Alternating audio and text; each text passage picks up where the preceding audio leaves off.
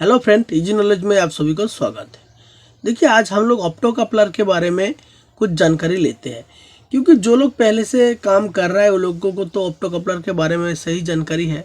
सो जो लोगों को पता है वो लोगों के लिए रिवीजन हो जाएगा। जिसको अच्छी तरीके से पता नहीं है उसको ये वीडियो देखने के बाद ऑप्टो कपलर के बारे में पूरा जानकारी आ जाएगा। क्योंकि ज़्यादातर एसएमपीएस में आप लोग देखोगे उसका फीडबैक सेक्शन पे ऑप्टो कपलर को यूज किए हैं। बहुत सारा एसएमपीएस ऐसा होता है जिसमें 3-4 ऑप्टो कपलर रहता है। सो ऑप्टो कपलर के बारे में आप लोगों को जो जानकारी है उसको स्ट्रॉन्ग होना चाहिए। सो देखिए, ऑप्टो कपलर जो कंपोनेंट्स होता है ये ऐसे तरीके से दिखता है। ये 4 टांगों वाले ऑप्टो कपलर होता है और 6 टांगों वाले भी ऑप्टो कपलर होता है। लेकिन अभी का जो ज़माना है उसमें वो 6 टांगों वाला जो ऑप्टो कपलर है उसका कोई ज़रूरी नहीं पड़ता है। सो 6 टांगों वाला जो ऑप्टो कपलर है उसका भी काम सेम ही है। सो 4 टांगों वाला जो ऑप्टो कपलर ज़्यादातर यूज होता है उसके बारे में थोड़ा कुछ हम लोग देख लेते हैं। देखिए, ऑप्टो कपलर के जो टांगे हैं उसमें एक साइड क्या रहता है, 2 टांगों में एक एलईडी रहता है और 2 टांगों में एक ट्रांजिस्टर रहता है। जैसे मान लीजिए ऐसे करके एक, आप लोगों को एलईडी का साइन पता है, ऐसे एक साइड में एक एलईडी रहता है और एक साइड में ऐसे ट्रांजिस्टर रहता है। हम लोगों को क्या पता है ये ट्रांजिस्टर कब एक्टिव होता है, जब भी इसके बेस में हम लोग कोई वोल्टेज देते हैं तभी जाके ट्रांजिस्टर काम करने लायक बनता है, नहीं तो ट्रांजिस्टर टोटल ऑफ कंडीशन पे रहता है। लेकिन इधर क्या होता है, ये ट्रांजिस्टर कैसे काम करता है, ये जो एलईडी है, इंटरनली जो एलईडी है, इसका जो रोशनी है ये जब एक्टिव होता है, कोई भी एलईडी एक्टिव होने पर ग्लो करती है, उसके बाद उसका जो रोशनी है जब जाके ये ट्रांजिस्टर की बेस में जाती है तभी जाके ये ट्रांजिस्टर काम करने लायक रेडी हो जाती है, मतलब ये एक्टिव होता है। देखिए फ्रेंड, एक्चुअली कोई भी ऑप्टो कपलर हो जिसका ये जो एलईडी वाला सिस्टम है, एलईडी किधर रहता है इसका हम लोग 1 और 2 मान लेते हैं। मतलब जिधर आप लोग देखोगे कपलर की एक हिस्से में ऐसे डॉट करके रहेगा, वो एलईडी का फर्स्ट वाला टर्मिनल है। ये डॉट पॉइंट देख पा रहे हो ना फ्रेंड, ये डॉट पॉइंट ये क्या करेगा, आउटपुट की तरफ रहेगा। मतलब जो सर्किट पे ऑप्टो कपलर को सिर्फ फीडबैक के लिए यूज कर रहा है, फीडबैक के लिए, उसी सर्किट में क्या होता है, ऑप्टो कपलर का जो ये फर्स्ट वाला टर्मिनल है, एलईडी वाला टर्मिनल, जिधर ये डॉट रहेगा वो आउटपुट की तरफ रहेगा। क्योंकि आउटपुट में जो वोल्टेज है वो वोल्टेज के ऊपर डिपेंड करके इसका इंटरनल एलईडी ग्लो करेगा, तभी जाके ये ट्रांजिस्टर एक्टिव होता है। देखिए, एक्चुअली ये एलईडी एक्टिव कैसे होता है, आउटपुट में जो डायोड है, डायोड के साथ जो TL431 है उसी से वोल्टेज आके ये एलईडी एक्टिव होता है। एक्टिव होने पर ये ट्रांजिस्टर प्राइमरी साइड में एक्टिव होकर फीडबैक के एडजस्ट करता है। देखिए, वो मैं आप लोगों को बाद में समझाऊंगा। कोई भी ऑप्टो कपलर को जब हम लोग टेस्टिंग करेंगे, कैसे करेंगे, ये ऑप्टो कपलर सही है या इसमें कुछ तकलीफें हैं। ये जो एलईडी है, एलईडी को हम लोग आसानी से डायोड मेथड से टेस्ट कर पाएंगे। एक साइड में ऐसे रीडिंग देगा और एक साइड में ऐसे रीडिंग नहीं देगा, तभी हम लोगों को पता चलेगा इसका इंटरनल वाला जो एलईडी है वो सही है। बट ये जो ट्रांजिस्टर वाला पार्ट है, 3 और 4 नंबर पिन जो है, इसमें हम लोग ऐसे करके टेस्ट करेंगे तो कोई रीडिंग नहीं आएगा। क्योंकि ट्रांजिस्टर की एक कलेक्टर और एमीटर है। ट्रांजिस्टर की कलेक्टर एमीटर, ट्रांजिस्टर अगर सही कंडीशन पे रहे तो ट्रांजिस्टर की कलेक्टर एमीटर पे कुछ रीडिंग नहीं आएगा। लेकिन अगर 3 और 4 नंबर पिन पे हम लोग मल्टीमीटर लगाने के बाद कुछ वैल्यू आ रहा है, मतलब ये ऑप्टो कपलर लीकेज है या शॉर्टेज है, और ये जो टर्मिनल है एलईडी का, इसका दोनों साइड में रीडिंग आएगा, तब भी मान लेना है कि इसका एलईडी जो शॉर्ट हो गया है। अगर इस एलईडी को नापने का टाइम ऐसे मल्टीमीटर का जो प्रोब है ऐसे आप ऑल्टर चेंज करके जब नापोगे तभी कुछ नहीं रीडिंग आएगा, मतलब आप लोग को पता चल जाएगा कि एलईडी ओपन है क्या। मतलब कपलर का जो ये एलईडी वाला टर्मिनल है यही एक साइड में ऐसे कुछ रीडिंग आएगा। तो देखिए, पहले ये जो डॉट पोजीशन है, डॉट में हम लोग चेक कर लेते हैं। देखिए, कुछ रीडिंग नहीं आ रहा है।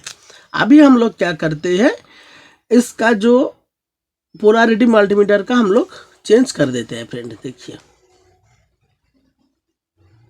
देखिए कुछ रीडिंग आ रहा है, मतलब इसका इंटरनली जो एलईडी है वो सही है। देखिए, इधर आप लोगों को एक बात में ध्यान देना है, ये जो डॉट है, डॉट पे कौन सा प्रोब रखा है मैंने, रेड प्रोब, और ब्लैक प्रोब कहाँ रखा है, डॉट के बाद वाला, मतलब 2 नंबर पिन पे मैंने ब्लैक प्रोब रखा है। सो जब एलईडी या डायोड को हम लोग नापते हैं तभी कैथोड वाला जो टर्मिनल होता है उस पे मल्टीमीटर का ब्लैक प्रोब रहता है, तभी जाके डायोड का रीडिंग आता है फ्रेंड।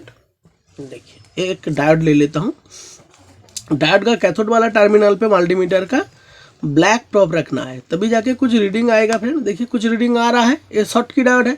सो उसी तरह इसका जो नंबर 2 वाला पिन है, नंबर 2 वाला पिन पे ब्लैक प्रोब रखने पर ही कुछ रीडिंग आएगा फ्रेंड।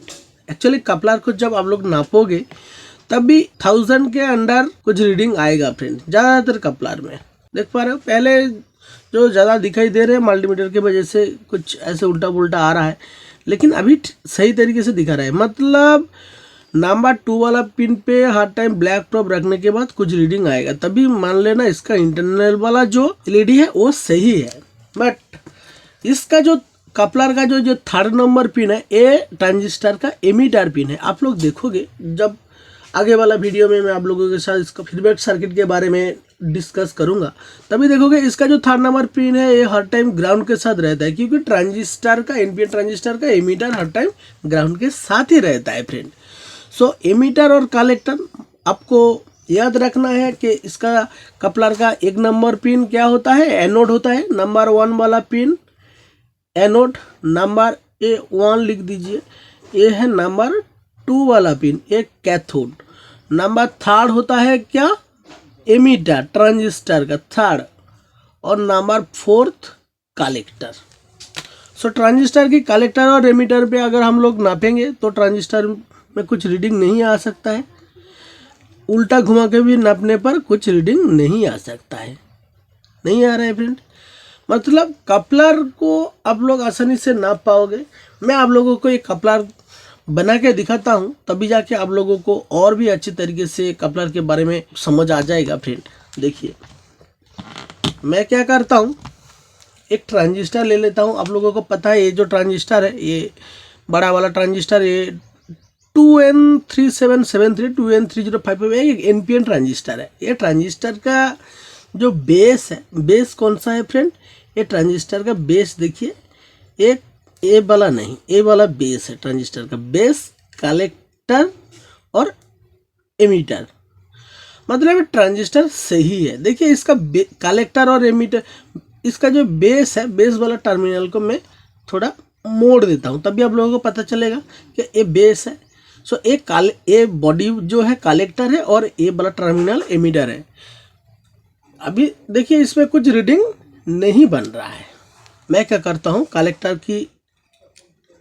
कलेक्टर पे देखिए ऐसे लगा दिया हूँ और एमीटर पे ऐसे लगा दिया हूँ। ट्रांजिस्टर में कुछ रीडिंग नहीं आ रहा है, मतलब ट्रांजिस्टर सही है। ये मान लो ऑप्टो कपलर की ये जो ट्रांजिस्टर वाला पार्ट है, जो 3rd और 4th नंबर पिन है, ये यही कलेक्टर और एमीटर है। सो बेस कब एक्टिव होगा, जब इसकी बेस में कुछ वोल्टेज आएगा। लेकिन कपलर का जो काम करने का तरीका, इसकी बेस में कहीं वोल्टेज नहीं आएगा।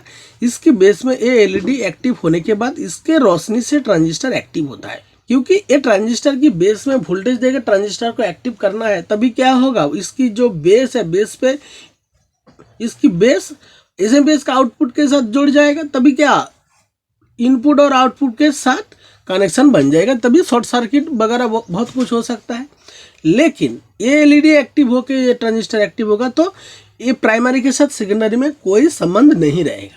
सो ये ट्रांजिस्टर की मैं देखिए कलेक्टर और एमीटर पे मैं मल्टीमीटर को जोड़ रखा हूँ, अभी कुछ नहीं रीडिंग बता रहा है। सो मैं क्या किया हूँ, ये ट्रांजिस्टर का जो ये पार्ट है देखिए, इसको मैंने पहले से रिमूव करके रखा हूँ, अभी कुछ नहीं रीडिंग बना रहा है। ये ऑप्टो कपलर का जो 3rd और 4th नंबर पिन कलेक्टर और एमीटर पे मैंने मल्टीमीटर को रखा हूँ, ये ट्रांजिस्टर को मैंने रिमूव करके रखा हूँ। देखिए ट्रांजिस्टर का जो इंटरनल पोर्शन पे बेस तो पहले से ही ओपन है। ये जो ट्रांजिस्टर है इसके इंटरनल में क्या करता हूँ, थोड़ा रोशनी देता हूँ ये टॉर्च की मदद से। देखिए तभी जाके देखिए ट्रांजिस्टर में कुछ, ट्रांजिस्टर और कलेक्टर में कुछ कंटिन्यूटी थोड़ा कुछ बन रहा है फ्रेंड। मतलब अभी हम लोग अगर 3rd नंबर पिन पे कुछ सप्लाई देंगे, या फोर्थ नंबर पे पॉजिटिव सप्लाई देंगे तो थर्ड नंबर पिन से आसानी से पास हो सकता है, और थर्ड नंबर पिन में हम लोग अगर ग्राउंड जोड़ेंगे तो फोर्थ नंबर पिन पे भी आसानी से पास हो सकता है। लेकिन ये जो बेस को हम लोग एक्टिव कर रहा है, इसके सप्लाई के साथ, ट्रांजिस्टर की सप्लाई के साथ कोई कनेक्टिविटी नहीं है। सो इनपुट और आउटपुट में कपलर रहेगा, तो इनपुट और आउटपुट में कपलर को हम लोग अटैच करेगा तो इनपुट आउटपुट में फिर भी कुछ कनेक्शन नहीं रहेगा। सो फ्रेंड, ऐसे करके ऑप्टो कपलर काम करता है। सो हम लोग एक प्रैक्टिकल भी देख लेते हैं। इसमें एक एलईडी और सप्लाई को जोड़ के, अभी मैं मल्टीमीटर को हटा लेता हूँ। अभी क्या करता हूँ, एक सप्लाई को जोड़ देता हूँ। हम लोगों को क्या पता है, कोई भी एनपीएन ट्रांजिस्टर को के मीटर पे ग्राउंड देना पड़ेगा, तभी वो कलेक्टर पे ग्राउंड वोल्टेज को आसानी से आउट करेगा। देखिए, इसके एमीटर पे हम लोग एक सेल को जोड़ लेते हैं। सेल का जो ग्राउंड वाला टर्मिनल है, नेगेटिव टर्मिनल को हम जोड़ लेते हैं, और कलेक्टर से वही सप्लाई को हम लोग आउट करेंगे। तो उसके लिए एक एलईडी को भी जोड़ देते हैं फ्रेंड। एलईडी को हम जोड़ लेते हैं। एलईडी को हम कहाँ जोड़ते हैं, ट्रांजिस्टर के एमीटर पे जोड़ के एक बार देख लेते हैं एलईडी ग्लो कर रहा है, ग्लो कर रहा है। बाकी हम लोग क्या करेंगे, एलईडी को कहाँ जोड़ना है, ट्रांजिस्टर की कलेक्टर में। कलेक्टर मतलब ये जो हिस्सा है ये भी कलेक्टर है। सो इसमें हम लोग क्या करते हैं, पिन अप कर देते हैं ऐसे मल्टीमीटर का ही प्रोब लेके। देखिए, अभी ये जो एलईडी है ये ग्लो नहीं कर रहा है, क्योंकि ये अभी ऑफ कंडीशन पे, ट्रांजिस्टर ऑफ कंडीशन पे है, इसके लिए ये भी अभी ऑफ कंडीशन पे है। सो अभी हम लोग क्या करते हैं, ट्रांजिस्टर की बेस को एक्टिव करने के लिए वही ऑप्टो कपलर वाला जो थ्योरी है, बेस पे थोड़ा कुछ रोशनी देते हैं फ्रेंड। देखिए, रोशनी देते ही एलईडी का हालत देखिए, मैं दिखाता हूँ। एलईडी ऑन कंडीशन पे है ना फ्रेंड, एलईडी ऑन हो रहा है। अभी मैं ऑफ कर देता हूँ, तभी देखिए एलईडी ऑफ हो रहा है। देखिए, देख पा रहे हो, एलईडी ऑन, और लाइट ऑफ करते ही तुरंत ये एलईडी ऑफ हो रहा है। देखिए, एक्चुअली ये जो ऑप्टो कपलर में रहने वाला ट्रांजिस्टर है, इसका जो बेस है ये कैसे एक्टिव होता है, ये इसमें रहने वाला जो एलईडी है इसकी रोशनी से ये ट्रांजिस्टर एक्टिव होता है। सो आशा करता हूँ अब लोगों को भी पता चल गया कि ऑप्टो कपलर एक्चुअली कैसे एक्टिव होता है, इसी रोशनी के ऊपर एक्टिव होता है। देखिए, और मैं एक चीज़ आप लोगों को दिखा दूँ, ये हटा लेता हूँ। एक क्या करता हूँ, फिर से एक बार जोड़ लेता हूँ फ्रेंड। अभी हम लोग क्या करते हैं, उसी प्रोसेस को अपनाएंगे।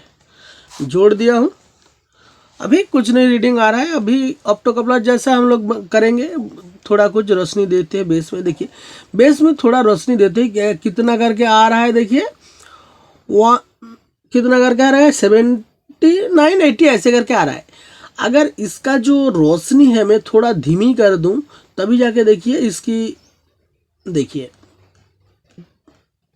ये तो धीमी करना इतना आसान नहीं है फ्रेंड, फिर भी मैं थोड़ा दूर हटा लेता हूँ, तभी जाके देखिए कितना क्या हो रहा है। इसका जो कंटिन्यूटी दिखा रहा था वो थोड़ा हाई हो गया, देख पा रहे हो। और भी हटा लेता हूँ, देखिए, और इसका जो कंटिन्यूटी है ये हाई होता जा रहा है।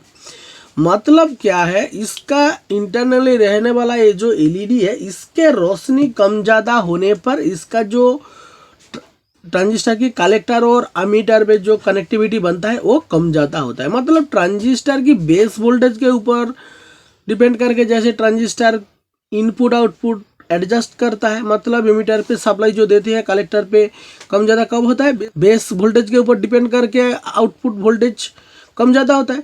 उसी तरीके से ये एलईडी के रोशनी के ऊपर डिपेंड करके ये ट्रांजिस्टर क्या होता है, एमीटर का जो ग्राउंड वोल्टेज कलेक्टर में कम ज़्यादा करके आउट करता है, या कलेक्टर में जो पॉजिटिव सप्लाई हम लोग देते हैं उसी सप्लाई को एमीटर से कम ज़्यादा करके आउटपुट करता है ये एलईडी के रोशनी के ऊपर। ये जो एलईडी है इसका जो रोशनी है ये कौन एडजस्ट करता है इसका रोशनी को, इससे आगे वाला जो पार्ट में TL431 जो रहता है ना प्रोग्रामेबल जेनर, वही क्या करता है, इसका जो एम्पियर, देखिए वोल्टेज ज़्यादा टाइम स्टेबल कंडीशन पे रहता है, 1 वोल्ट के करीब रहता है, बट उसका जो एम्पियर है उसी एम्पियर को TL431 कम ज़्यादा करके एलईडी को देता है, तभी जाके इसके रोशनी के ऊपर कुछ फर्क पड़ता है।